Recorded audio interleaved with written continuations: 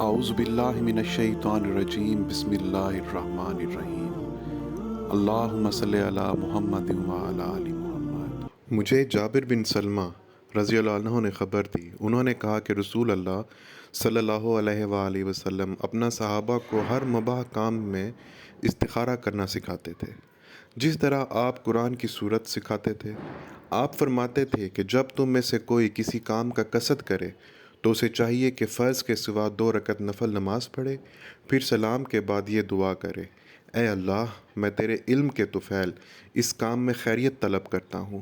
اور تیری قدرت کے طفیل طاقت مانگتا ہوں، اور تیرا فضل، کیونکہ تجھے قدرت ہے اور مجھے نہیں،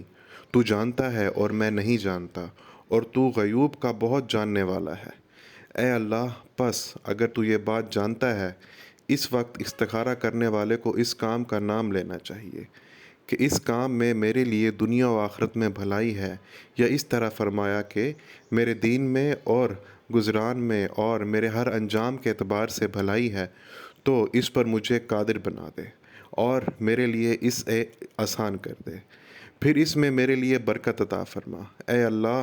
اور اگر تو جانتا ہے کہ یہ کام میرے لیے برا ہے، میرے دین اور میرے گزارا کے اعتبار سے اور میرے انجام کے اعتبار سے، یا فرمایا کہ میرے دنیاوی دین کے اعتبار سے، تو مجھے اس کام میں دور کر دے اور میرے لیے بھلائی مقدر کر دے جہاں بھی وہ ہو، اور مجھے اس پر راضی اور خوش رکھ۔ امید کرتا ہوں آپ کو ہماری آج کی یہ ویڈیو پسند آئی ہوگی۔ ہمارے چینل کو لائک سبسکرائب ضرور کیجیے گا۔ جزاک اللہ۔